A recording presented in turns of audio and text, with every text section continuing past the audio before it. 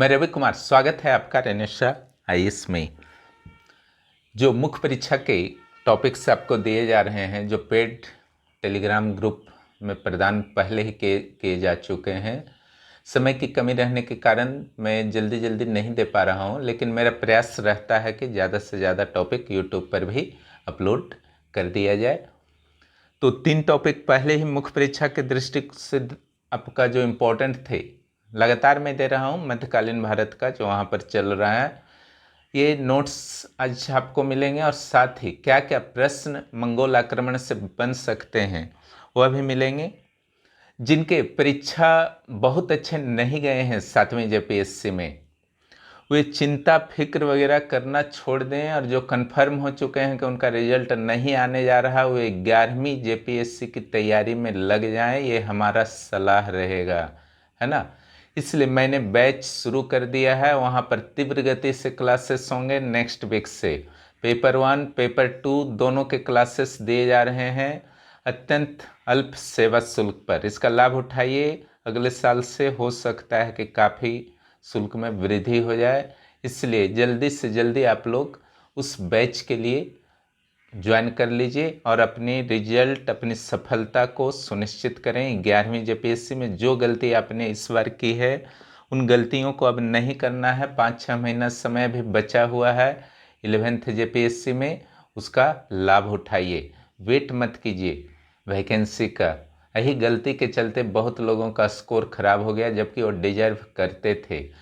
और रहा 11वां JSSC CGL का, तो उसके क्लासेस भी शुरू हो चुके हैं। अभी स्लो गति से मैं चला रहा हूँ, कुछ लोग एडमिशन चूँकि ले रहे हैं, इसलिए मैं थोड़ा स्लो रखे हुए हूँ, लेकिन जल्दी ही उसे काफ़ी फास्ट गति से कर दिया जाएगा। वहाँ लिटरेचर उपलब्ध नहीं होंगे और टेस्ट मोड में वो होगा।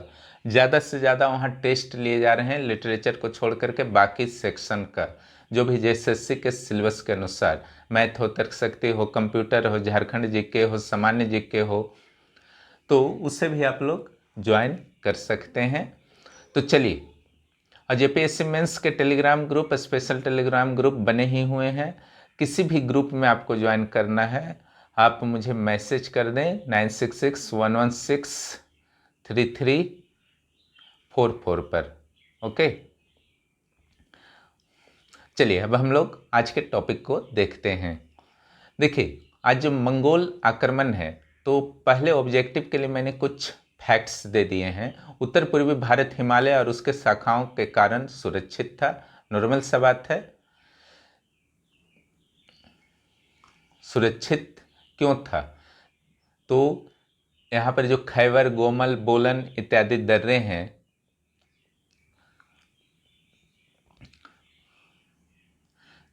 यहाँ पर आप देख रहे हैं कि 3 दर्रे हैं। ये क्षेत्र तो सुरक्षित था, लेकिन ये क्षेत्र असुरक्षित क्यों था?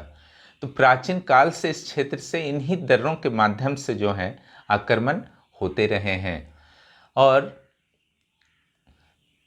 इन दर्रों का नाम है, इसको आपको कर लेना है क्लियर।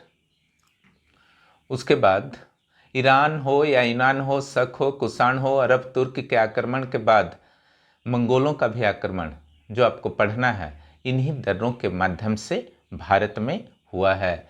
मंगोलों के संबंध में एक सामान्य जानकारी आपको रखनी चाहिए। चूँकि मंगोल आप पढ़ने जा रहे हैं, तो उसके संबंध में अगर समान जानकारी रखते हैं तो वहाँ से ऑब्जेक्टिव प्रश्न आ सकते हैं। चीन के गोबी क्षेत्र के निवासी थे, 40 घंटे तक लगातार घोड़े पर बैठकर यात्रा कर सकते थे, 20-20 मील तक आगे या पीछे जा सकते थे एक दिन या एक रात में। इतने फास्ट थे इन लोग। अटैकर्स थे, इनका कोई सभ्यता विशेष ज़्यादा डेवलप शुरू में नहीं था। हालांकि चंगेज खां ने इनको कुछ सभ्यता के सूत्र में बांधा, बाद में मुस्लिम धर्म को ग्रहण किए तो इन्हें एक धर्म भी मिला। चंगेज खान के आक्रमण का पहला खतरा, चंगेज खान का आक्रमण जो है 1221 में, जब पूरे मध्य एशिया में और आसपास के क्षेत्रों में चंगेज खान का आतंक फैला हुआ था, तो जलालुद्दीन मकबरनी जो ईरान का राजकुमार था, शहजादा था, उसका पीछा करते हुए आ गया था सिंधु नदी के तट पर। लेकिन उस समय के भारत के सुल्तान जो था इल्तुतमिश, इसने चालाकी दिखाया और जो अब शरण मांगने के लिए राजदूत जब भेजता है जलालुद्दीन मंगवरनी, इसने उसकी क्या करवा दी, हत्या करवा दी। देखिए यहाँ पर जो है कलेक्शन कर दिया गया है कब कब मंगोल अटैक हुआ, अलग अलग स्थितियों में यह उत्तर लिखने में सहायक होता है, समझ गए ना। तो इसका आप कुछ फार्मूला वगैरह बना सकते हैं, तुरंत याद हो जाएगा, कोई बहुत बड़ा मैटर नहीं है याद करना।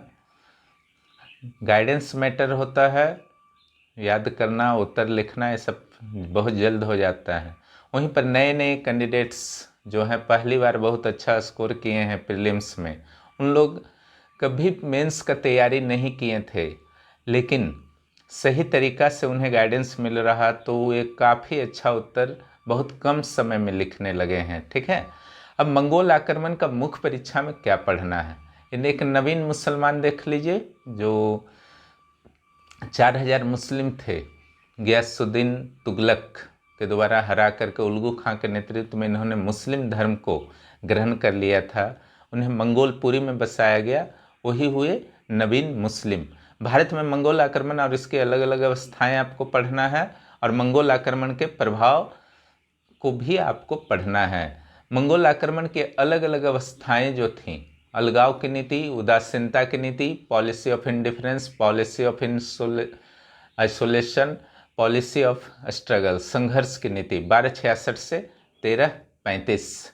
ओके, 1286 से स्पेशली होगा, 1266 ने 86। ओके, अलगाव की नीति, अलगाव की नीति में आप रजिया सुल्तान को और इल्तुतमिश, उसके पिता इल्तुतमिश को शामिल करेंगे, क्योंकि दोनों ने मंगोलों के विरुद्ध शरण देने से पड़ोसी राज्यों के राजाओं राजकुमारों को मना कर दिया था, सूबेदारों को।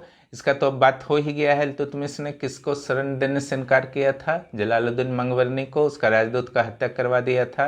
रजिया सुल्तान ने अपने पिता की नीति का पालन करते हुए, गजनी का एक सूबेदार था हसन कारलुग, वह भी मंगोलों के विरुद्ध रजिया से शरण मांग रहा था भारत में, इसने पूरी तरह से इनकार कर दिया, क्योंकि उसे पता था कि इस शरण के चक्कर में मंगोल दिल्ली में घुस जाएंगे और दिल्ली फिर तबाह हो जाएगा, जो शांति से इन लोग रह रहे हैं। इसलिए अलगाव की नीति को अपनाए रखा रजिया ने। अब उदासीनता की नीति, क्लियर।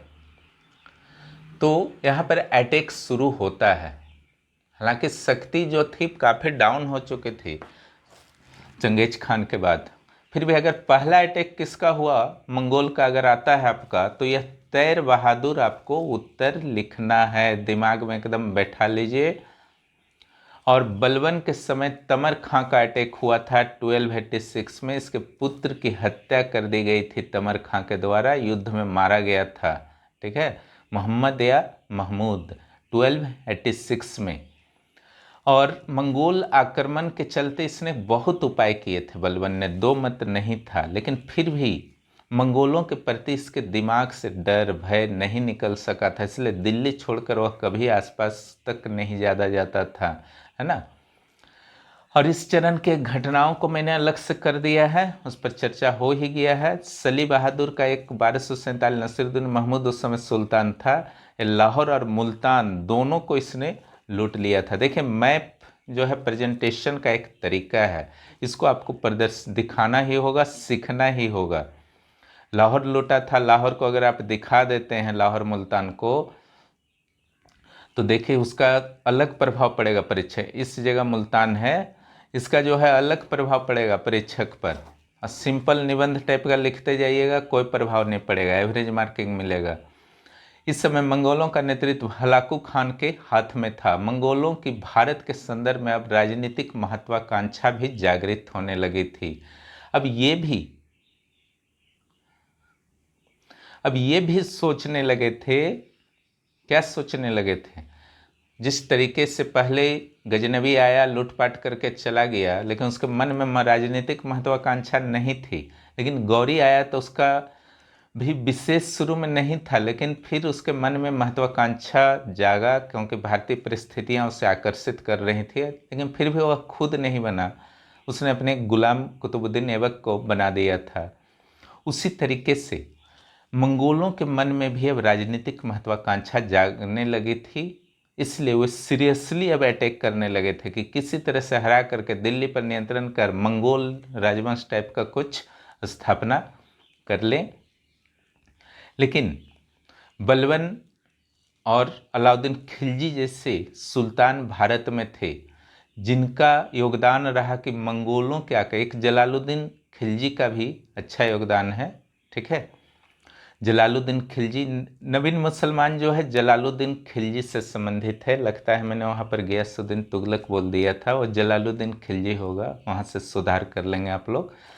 तो यहाँ पर बलबन ने बहुत सारा वर्क किया, उन वर्क्स को आपको लिखना है। प्रश्न यहाँ से कई तरह के प्रश्नों के उत्तर में एक काम दे सकते हैं। लाहौर, चूंकि देखिए हलाकू खां मिस्र से हार गया था, मंगोल की स्थिति कमज़ोर हो गई थी, तो लाहौर को फिर से जीत लिया। उत्तर पश्चिम यानी कि पाकिस्तान क्षेत्र में किलों की एक लंबी कतार बना दी थी इन्होंने, और सेनापतियों के नेतृत्व में विशाल स्थायी सेना की नियुक्ति बलबन ने कर दिया था। शहजादा मोहम्मद और बुगरा खां के संरक्षण में इस क्षेत्र को रखा गया, यानी कि पाकिस्तान का इलाका अभी का समझ लीजिए सीधा सीधा। लेकिन बुगरा खां कुछ समय के बाद बंगाल का गवर्नर बना, और जब 1286 में तमर खां का अटैक हुआ तो शहजादा मोहम्मद मारा गया। इसी के शोक में कुछ समय के बाद बलबन की भी मृत्यु हो गई थी। बलबन के बाद कैकुबाद जो है सुल्तान बनता है, उसका एक पुत्र था, लेकिन ये अयोग्य किस्म का था, नशा बहुत ज़्यादा करता था। तो जलालुद्दीन खिलजी जो था उसी पर भार था, समाना भटनैर भटिंडा ये सब, मैंने वो जो पाकिस्तान टाइप तरफ का इलाका था ना, वहाँ जलालुद्दीन खिलजी ही उत्तरदायित्व निर्वाह कर रहा था, और मंगोलों से डायरेक्ट जो सामना कर रहा था वो जलालुद्दीन खिलजी ही था, समझ गए। तो ये था आपका जलालुद्दीन खिलजी उस क्षेत्र में, और वो काफ़ी अनुभवी हो चुका था संघर्ष कर करके।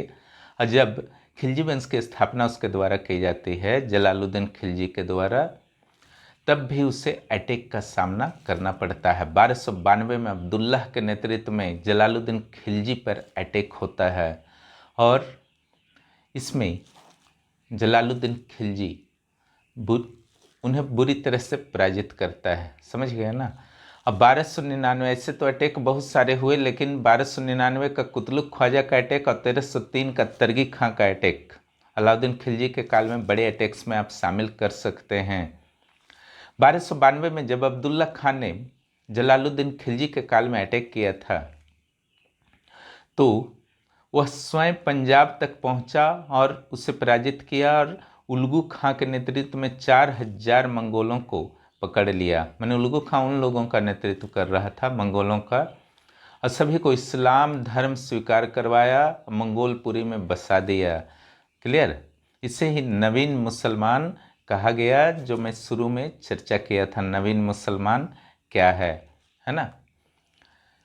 अलाउद्दीन खिलजी के काल में मंगोलों की इच्छा भारत पर स्थायी शासन करने की थी, न कि लूट मार की। अलाउद्दीन खिलजी के समय ही राजनीतिक महत्वाकांक्षा जाग चुका था, जो मैं चर्चा कर रहा था।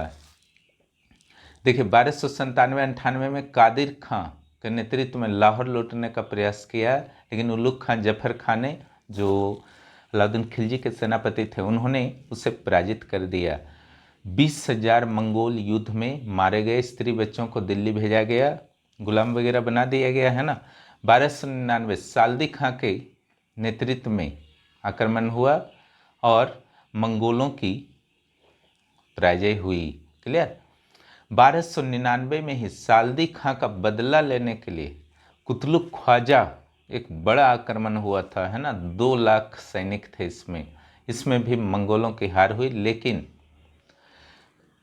4 योद्धाओं में से, अलाउद्दीन के 4 योद्धाओं में से एक योद्धा जफर खां इस आक्रमण से मारा गया। 1203 में चित्तौड़ विजय, जैसा कि आपको पता है, 1303 कर दीजिए इसको। 1303 में चित्तौड़ विजय से जब लौटता है, तब तारगी खां का अटैक हो जाता है। अचानक हुए अटैक से अलाउद्दीन खिलजी परेशान हो जाता है। 1,20,000 सैनिकों के साथ उसने अटैक किया था। वह सीरी के किले में छुप गया, 2 महीना तक छुपा रहा। किला तो था मजबूत, कुछ नहीं कर पाया, इसे थोड़ा बहुत लूट पाट कर इसे वापस लौटना पड़ा। हालांकि आलोचना काफ़ी हुई अलाउद्दीन खिलजी की, समझ गए ना। लेकिन एक चीज़ तो कहना पड़ेगा, उसने दिल्ली को बचा लिया था एक तरह से, क्योंकि वह भी डरा हुआ था, तारगी खां भी, कि आखिर क्या रणनीति बना रहा है अलाउद्दीन खिलजी। क्योंकि अलाउद्दीन खिलजी पूरे उत्तर भारत को उस समय तक लगभग अपने नियंत्रण में जीत चुका था, चाहे गुजरात हो, रणथंभौर हो, चित्तौड़ हो, ठीक है। और इस स्थिति में एक इतना बड़ा जो विजेता यह था अलाउद्दीन खिलजी, और उस तरीके से छुप गया था, तो जो प्रतिद्वंदी भी उसके थे वो भी कंफ्यूज हो गए थे। इसलिए बहुत ज़्यादा वो भी ऐसा नहीं कि लूटपाट बहुत ज़्यादा कर लिया, बहुत नुकसान, वो नहीं है ना। वो चुपचाप से हल्का फुल्का लूटपाट के इस टाइप का समझिए कि चलो जान बचा के निकल गए, अगला बार देखेंगे। तो दोनों तरफ से एक कन्फ्यूजन का वातावरण हो गया अलाउद्दीन खिलजी के कूटनीति से। और इसके बाद अलाउद्दीन खिलजी को लगा कि नहीं, अब कुछ करना होगा। सीरी का किले को और सुदृढ़ किया, और उत्तर पश्चिम यानी कि पाकिस्तान इलाका में जितना भी बलवन किला वगैरह बनाया था, सारा का मरम्मती कराया, नया किला भी बनवा दिया, क्योंकि अटैक उधर से ही होता था, पाकिस्तान इलाका से ही। बाजार सुधार, सैन्य सुधार, अस्थाई सेना का निर्माण इसने किया। सारा का सारा देखिए वहीं पर आ रहा है पॉइंट कि सैन्य सुधार क्यों किया, मंगोलों के लिए। सैन्य सुधार के लिए क्या किया, तो बाजार सुधार किया। और स्थायी सेना जो 4,75,000 आप लोग फाइनल मानेंगे, है ना, फरिश्ता के अनुसार जो है, इसी को यूज कीजिएगा, यही आंकड़ा को, कहीं भी जरूरत पड़ेगा तो। इसके बाद जब अटैक होता है 1305 में, अली बेग, तरताक खां और तारगी खां जो हार के गया था, मैंने बिना लड़े गया था, वो फिर मिलजुल करके अटैक करता है अली बेग और तरताक खां के साथ। तो मलिक काफूर और गाजी मलिक ने मिल करके मंगोलों को पराजित कर दिया। अब ऐसा मैटर नहीं था, इतना ज़्यादा ये कर चुका था सुधार कि विशेष समस्या इस बार निपटने में नहीं हुई। तारगी खां भी मरा, ठीक है, और जो अली बेग और तरताक खां, सीरी के किले में इस लोगों को तो चुनवा ही दिया। चुनवा देना मैंने ईटा की तरह रख करके पैक कर देना। अली बेग और तरताक खां की मृत्यु का बदला लेने के लिए 1306 ईस्वी में अब कौन आता है, कबक खां। बदला लेना, खाली नाम याद कर लीजिए और ईयर याद कर लीजिए, बाकी तो वही सब चीज़ है, रेगुलर हार के ही गया है। 50,000 मंगोलों ने आक्रमण किया, मलिक काफूर ने ही उसको पराजित कर दिया, अलाउद्दीन खिलजी को आने का जरूरत भी नहीं पड़ा। 1307 में दावा खां की मृत्यु हो गई। कहाँ, वो राजा था वहाँ का, मंगोल राजा था उस समय। तब अब उल्टा अटैक शुरू करवाता है ना। अलाउद्दीन खिलजी अब क्या कराता है, जो लाहौर का गवर्नर था मलिक गाजी, उसको भेज दिया काबुल, गजनी, कंधार, वो सब क्षेत्र को मैंने भारत के शासक के दोबारा ही अब लूटा गया। जो उन लोग लूटा कर रहे थे, अब यहाँ से लूटा गया काबुल, गजनी और कंधार को, है ना। इसके बाद मंगोलों के कोई भी प्रबल आक्रमण नहीं हुए। और मोहम्मद बिन तुगलक के समय 1327 में तरमासरीन ने अटैक किया था, है ना। मुल्तान, लाहौर, बदायूं, मेरठ में थोड़ा बहुत लूटपाट कर पाया था, उससे ज़्यादा वो कुछ नहीं कर पाया था। लेकिन मोहम्मद बिन तुगलक ने मंगोलों के साथ समझौता कर लिया, फिर ये समस्या जो है हमेशा के लिए समाप्त हुआ, एक तरह से बोल सकते हैं। मंगोल असफल क्यों रहे, तो एक मौका था मंगोल के पास। चंगेज खां जब 1221 में पहुंच गया था, तो अगर उस समय अटैक कर देता तो नव सृजित दिल्ली सल्तनत राज्य जो है, चंगेज खां के आक्रमण को किसी भी हालत में संभाल नहीं पाता। हालांकि क्या होता कहना मुश्किल था, लेकिन संभावना थी उस समय चंगेज खां जीत सकता था। और एक चीज़ जो कारण था, महान मंगोल साम्राज्य जो था वास्तव में मंगोलिया चीन के आसपास था, उसका एक शाखा था, ओरिजिनल शाखा नहीं था, वो बहुत शक्तिशाली था चीन वाला, है ना। और इस टाइप का लूटपाट अटैक में उन लोग ने विश्वास करता था, उन लोग सुसंगठित था, प्रशासन वगैरह सब चीज़ ठीक ठाक था। कुबलाई खां का नाम आप जानते ही हैं, जिससे मोहम्मद बिन तुगलक प्रभावित हुआ था और जो सांकेतिक सिक्का चलाया था, तो सब मंगोल राजा ही थे, इसलिए उन लोगों का ऐसा प्रवृत्ति नहीं था। लेकिन उसका जो एक पार्ट था, विद्रोह करके हटाया कोई कारण, वो सब हम लोगों का यहाँ पढ़ने का मैटर नहीं है। और मंगोल सिर्फ भारत में आक्रमण नहीं करते थे, अन्य देशों में भी अटैक करते थे। तो इनकी शक्ति क्या होती थी, विभाजित रहती थी। मंगोलों के द्वारा अपने साथ स्त्रियों और बच्चों को भी रखा जाता था, क्योंकि कहीं कोई अच्छा काम तो करते थे नहीं इन लोग, तो स्त्री और बच्चे को कहीं भी छोड़ के आते तो हो सकता था कि उनके साथ जो है समस्या उत्पन्न हो सकती थी। जो उनके दुश्मन थे वो अटैक कर सकते थे, इसलिए साथ ही लेकर के इन लोग चलते थे। कोई अपना राज्य तो इनका था नहीं, खाना बदोश की तरह लूटपाट करते थे। मंगोलों के द्वारा सबसे प्रखर आक्रमण एक्के के काल में, एक्के मीन्स अलाउद्दीन खिलजी के काल में हुआ। अलाउद्दीन खिलजी एक योग्य सेनापति और सैन्य प्रबंधक था, इसके पास विशाल सेना और योग्य सेनापति थे। मंगोल अपनी लूटपाट की नीति के कारण किसी भी क्षेत्र में आम जनता का विश्वास नहीं जीत सके थे। देखिए यही मैटर है, इसलिए स्त्री बच्चा को लेकर के चलना पड़ता था। और उसके बाद प्रभाव, ठीक है, मलिक तरगी का जब अटैक हुआ तो पहला तो आप देख सकते हैं कि सुधार बहुत सारा किया गया था अलाउद्दीन खिलजी के द्वारा, है ना। और सबसे अधिक प्रभाव राजनीतिक और सैन्य क्षेत्र पर पड़ा है। मंगोल के निरंतर आक्रमण के कारण दिल्ली के सुल्तान सैन्य सुधार के प्रति गंभीर रहते थे और इनके सैनिकों को भी पर्याप्त प्रशिक्षण मिलते। कैसे प्रशिक्षण मिलता था, आप समझ रहे हैं ना। जब बार बार अटैक हो रहा है तो बार बार लड़ना पड़ता था, मजबूरी में ही सही, भले ही ओरिजिनल लड़ाई हो, लेकिन उसमें भी तो प्रशिक्षण मिल ही जाता है ना। बहुत लोग ऐसे पास कर जाएंगे जिनका मुख्य परीक्षा का तैयारी नहीं है, वो जाएंगे मुख्य परीक्षा को देने के लिए बैठेंगे तो डिसीजन अगर उन्होंने लिया है बिना तैयारी का भी बैठने का, लेकिन एक बार प्रैक्टिस तो वहाँ पर हो जाएगा ना, मजबूरी में ही सही। उसी टाइप का प्रशिक्षण तो मिल ही गया। और सबसे बड़ा योगदान जो रहा मंगोलों के विरुद्ध सुरक्षात्मक उपाय करने का, जो न सिर्फ इनके काल में बल्कि भविष्य में भी सहायक रहे, तो बलबन और अलाउद्दीन थे। देखिए बलबन का जो किला पाकिस्तान क्षेत्र में बनाया गया था, बलबन का किला, क्लियर, इस सब क्षेत्र में बलबन ने बहुत सारे किले बनाए थे। अलाउद्दीन ने बाद में क्या किया, अलाउद्दीन खिलजी ने इन किलों को ही मरम्मती कराया था ना, और इसके साथ कुछ नए किलों का भी निर्माण किया था। समझ गए। बलबन के द्वारा दीवान आरिज नामक सैन्य विभाग का गठन, देखिए वो भी उसी से जुड़ा हुआ था। अलग से सैन्य विभाग का गठन कौन सुल्तान किया था, बलबन, ये भी मंगोल से ही जुड़ा हुआ था। सुल्तानों की विस्तारवादी नीति प्रभावित हुई, दिल्ली तो छोड़ करके जा ही नहीं पाते थे। केवल अलाउद्दीन खिलजी ऐसा था जिसने मंगोल अटैक के समय भी विस्तारवादी नीति को चला पाया।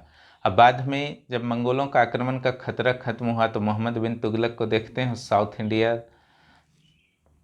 को डायरेक्ट नियंत्रण रखने का भी प्रयास किया था, हालांकि सफल नहीं रहा, दौलताबाद को राजधानी बना लिया था। मंगोलों के आक्रमण के कारण दिल्ली के सुल्तानों ने सभी धर्म जाति के योग्य लोगों को, इन लोगों को भी फील हुआ कि केवल अल्पसंख्यक मुस्लिम जो हैं, कम संख्या वाले मुस्लिम हैं, उनसे काम चलने वाला नहीं है।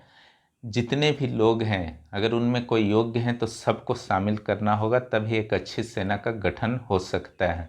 अंग्रेजी काल में ही देखिए उन लोग पहले भारतीयों को दूर रख रहे थे, लेकिन लॉर्ड मैकाले की रिपोर्ट के बाद यह निर्णय लिया गया कि इन्हें भी अंग्रेजी में शिक्षा दिया जाए, ताकि एक ऐसा वर्ग तैयार हो जो नीचे के सर्विसेज को कर सकें। और दूसरा, भारत में ऊपर से चमड़ा से भले ही ब्लैक कलर हों लेकिन अंदर से वाइट हों, यानी कि अंग्रेजी मानसिकता वाले हों। और तीसरा जो उनका उद्देश्य था कि भले ही अंग्रेज फ्यूचर में कभी चले जाएं, समझ रहे हैं ना, अंग्रेज़ों को भारत से जाना पड़े, लेकिन इंग्लिश जो है अंग्रेज़ों के प्रतिनिधि के रूप में हमेशा यहाँ पर रह जाए। लॉर्ड मैकाले का कथन पूरी तरह से आज सही हो चुका है, इंग्लिश का पूरा प्रभाव स्थापित भारत पर हो चुका है। खैर भाषा कोई मैटर नहीं करता है, कोई भी भाषा, सब सारे भाषा जो हैं अच्छे हैं। इस्लामी राज्यों में भी मंगोल आक्रमण हुआ, इस कारण शास्त्रज्ञों, सूफी एवं अन्य बुद्धिजीवी दिल्ली के सुल्तानों के संरक्षण में आ गए, क्योंकि यही एक शांतिपूर्ण एक राज्य था और इस्लामी यहाँ पर शासक थे, तो उनके लिए भी एक सेफ जगह लगा। अनेक कारीगर, व्यापारी शिल्प, तकनीक और कार्य प्रणालियों के साथ व्यक्तिगत संस्कृति, परंपरा और रीति रिवाज के साथ भारत में आकर रच बस गए। यहाँ के संस्कृति से प्रभावित हुए, यहाँ के संस्कृति को भी प्रभावित किया।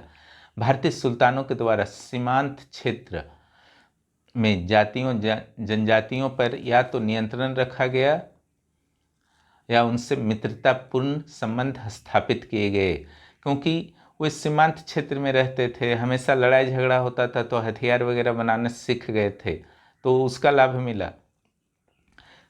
विदेशी शक्तियों के साथ भी, एक तो दिल्ली के साथ उनका संपर्क रहता था, विदेशी शक्तियों के साथ भी, तो उनकी युद्ध रणनीति से भी परिचित थे सीमांत क्षेत्र के लोग, है ना। समझिए हर चीज को। इज्तिहाद की विचारधारा ये बहुत इंपॉर्टेंट है। राजनीतिक, सामाजिक, सांस्कृतिक क्षेत्रों में तर्क आधारित स्वतंत्र विचारधारा को इसमें महत्व मिला। मंगोल आक्रमण का राजधानी दिल्ली पर भी जबरदस्त प्रभाव पड़ा। बर्नी के अनुसार दिल्ली, बगदाद और काहिरा जैसे शहरों से समृद्धि और विशालता के मामले में बराबरी करने लगे थे। 4000 नवीन मुसलमानों के कारण मंगोलपुरी नामक एक नया शहर बसा। तो ये तो थे नोट्स। चलिए कुछ संभावित प्रश्नों पर चर्चा कर ली जाए। चलिए पहला प्रश्न है, क्या आप मानते हैं कि दिल्ली सल्तनत के सुल्तानों ने अपने अलगाववाद, उदासीनता और संघर्ष की नीति का पालन करते हुए मंगोलों से भारत की रक्षा की? 40 मार्क्स, 35 मिनट्स, 700 से 750 वर्ड्स। दिल्ली के सुल्तानों के द्वारा अपनी दूरदर्शिता, कूटनीति, धैर्य और सैन्य कौशल से भारत की रक्षा की गई, इस कथन का तर्क सहित उत्तर आपको देना है। यहाँ परीक्षण नहीं करना है, पक्ष में ही उत्तर आपको देना है।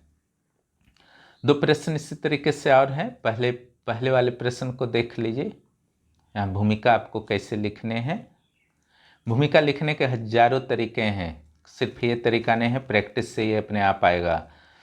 तो मंगोलों के आक्रमण से नवगठित दिल्ली सल्तनत का अस्तित्व समाप्त हो सकता था या इसके अस्तित्व खतरे में पड़ सकते थे, कुछ भी लिख सकते हैं। अलग अलग सुल्तानों के द्वारा साम दाम दंड और भेद सभी साधनों का प्रयोग करते हुए सफलतापूर्वक भारत की रक्षा की गई। ये जो है आपका प्रश्न से संबंधित भूमिका है। प्रश्न में इसी टाइप का दिया हुआ था, किस तरीके से रक्षा की गई। मेन पॉइंट में आपको जो करना है, तीनों चरणों को किसी भी डायग्राम के द्वारा आप दिखा सकते हैं, जो मैंने बताया है वीडियो में, किसी भी डायग्राम से आप दिखा सकते हैं तीनों चरणों को। तरीका ये भी हो सकता है, ये भी हो सकता है, ये भी हो सकता है। प्रत्येक चरण का विवरण देते हुए ध्यान रखें कि बलबन और अलाउद्दीन खिलजी को विशेष महत्व देना है। प्रमुख घटनाओं को प्रत्येक चरण के अनुसार आपको विवरण देना है। बीच बीच में प्रश्न जरूर पढ़ते रहें। अगर कुछ गलतियां हुई हैं, आलोचना योग्यकृत सुल्तानों के द्वारा हुए हैं, तो उसे भी आपको इंडिकेट करना है। निष्कर्ष, भूमिका निष्कर्ष परीक्षक जरूर पढ़ते हैं, याद रखिएगा। कई अवसरों पर सुल्तान मंगोलों से भयग्रस्त प्रतीत हुए, पर इस तथ्य में कोई विवाद नहीं है कि दिल्ली के सुल्तानों की कूटनीति, दूरदर्शिता, धैर्य और सैन्य कौशल ने मंगोलों को पीछे हटने को विवश कर दिया था। मजबूर शब्द मत यूज कीजिएगा। मैं प्रश्न में दिए गए कथन से सहमत हूँ, तर्क सहित पूछा गया था आपका विचार ना, इसलिए मंगोलों के विरुद्ध दिल्ली सल्तनत की सफलता में ऐसे तो कई सुल्तानों का योगदान था, पर बलबन और अलाउद्दीन खिलजी का विशेष योगदान था। कई सुल्तानों का योगदान था, सारे सुल्तानों के बारे में आपको बताना है, लेकिन विशेष रूप से आपको किसका विवरण देना है? बलबन और अलाउद्दीन खिलजी का। प्रश्न यही कहता है। तो प्रश्न के डिमांड के अनुसार आपको उत्तर देने हैं। जो तो लिख करके अपना ज्ञान बखान करके वहाँ पर नहीं आना है, मार्क्स नहीं मिलेगा।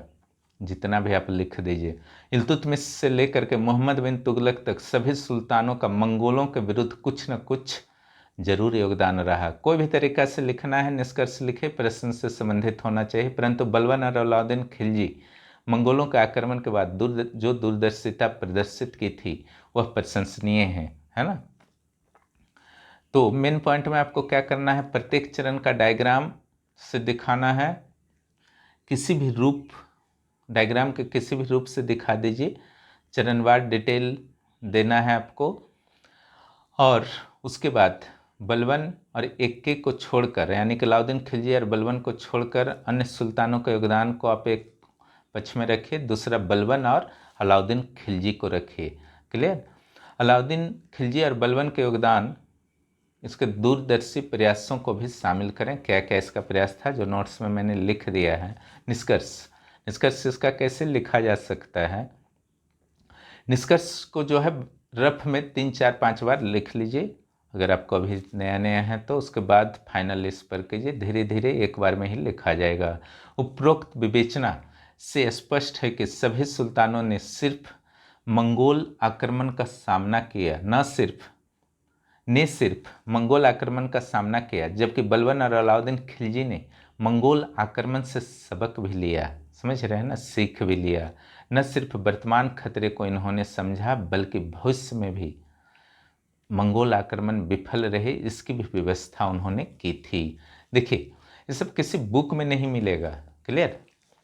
ये सब जो है बार बार लिखने से अनुभव आता है, इसलिए मैं लिख दे रहा हूँ कि अधिकांश लोग जो मेंस देने वाले हैं, नए हैं, उन्हें दिक्कत आती है तो उत्तर लिखने में, ताकि सुविधा हो जाए। मेन बॉडी पार्ट को खुद लिखना ही पड़ेगा, अन्यथा मौलिकता कहीं रह ही नहीं जाएगी। सारे लोग क्लोन टाइप का उत्तर लिखेंगे, उससे भी मार्क्स नहीं मिलता है। भारत पर मंगोलों के आक्रमण असफल रहे, पर आक्रमण के प्रभाव सफल रहे, इस कथन का परीक्षण करें। 40 मार्क्स, 35 मिनट्स और 700 से 750 वर्ड, यहाँ परीक्षण करना लिखा हुआ है। देखिए, तो इसका किस तरीके से, टफ प्रश्न में है ये। इसका पहला जो है भूमिका, इसमें दो मत नहीं है कि उत्तर पश्चिम भारत के कुछ क्षेत्रों को छोड़कर मंगोलों को दिल्ली के सुल्तानों के समक्ष नतमस्तक होना पड़ा, पर मंगोलों के आक्रमण के प्रभाव सकारात्मक रहे थे। क्लियर। देखिए, वहाँ जो प्रश्न था उसी से लगभग भूमिका को टैली करते करते हुए मैंने लिख दिया है। 20 से 40 वर्ड्स में आपको लिखना है। और जो वहाँ पर जो मेंबर्स जो हैं आंसर लिख रहे हैं, काफ़ी अच्छे आंसर कई मेंबर्स के आ रहे हैं। कभी अवसर मिला तो उनके आंसर्स को भी मैं यूट्यूब पर आपको दिखाऊंगा कि किस तरीके से वे अच्छे आंसर लिख रहे हैं, समय सीमा का पालन करते हुए। समय सीमा भी पूरी तरह से कवर नहीं हो पा रहा, नहीं मैं प्रेशर दे रहा हूँ, लेकिन वर्ड्स का पालन जो है काफ़ी अच्छे से कई मेंबर्स कर रहे हैं, शब्द सीमा का। और जहाँ तक समय सीमा का बात है, वो अगले 1 महीना में वह भी सुधार हो जाएगा। तो मेन पॉइंट्स में यहाँ पर जो है वो 500, 550 से 600 वर्ड्स तक लिखना है। तो पहला, कैसे सफल रहे, अलग अलग चरणों का विवरण देना है। डायग्राम और अन्य प्रस्तुतिकरण का भरपूर यूज करें, नहीं तो सारे चीज़ नहीं आ पाएंगे कम वर्ड्स में, चूँकि आपको 700 750 के बीच ही वर्ड्स रखना है।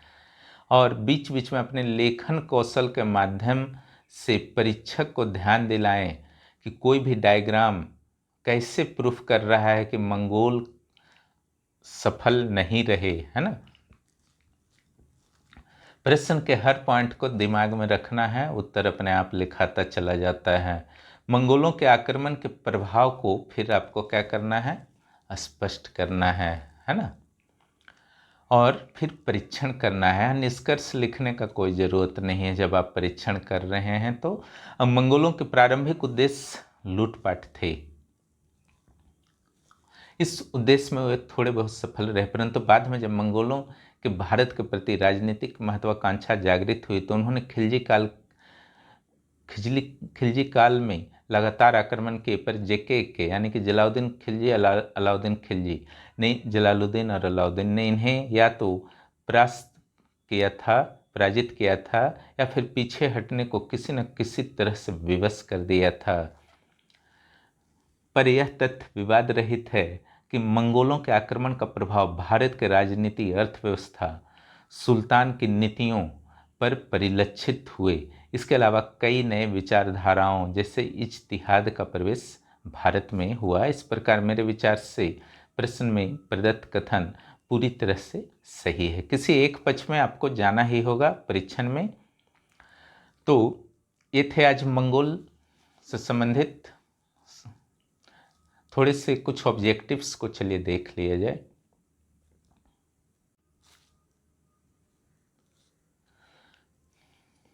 चलिए ऑब्जेक्टिव कुछ देख लेते हैं, आप लोग देख लीजिए। देखिए मैं यहाँ पर कोशिश कर रहा हूँ कि जल्दी से जल्दी ख़त्म हो।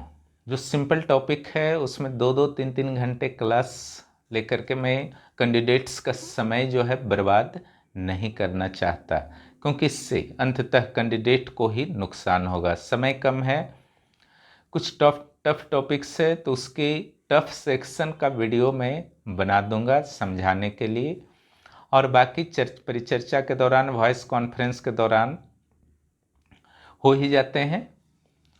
तो यहाँ पर आप देखें किन दरों से भारत का प्रवेश हुआ था, मंगोलों का भारत में प्रवेश हुआ था, चंगेज खान का जीवन किस तरह के से रहा था, पराजित अपराजित, तो सब जितने भी अभी पढ़ाए गए हैं सारे से उत्तर मिल जाएंगे।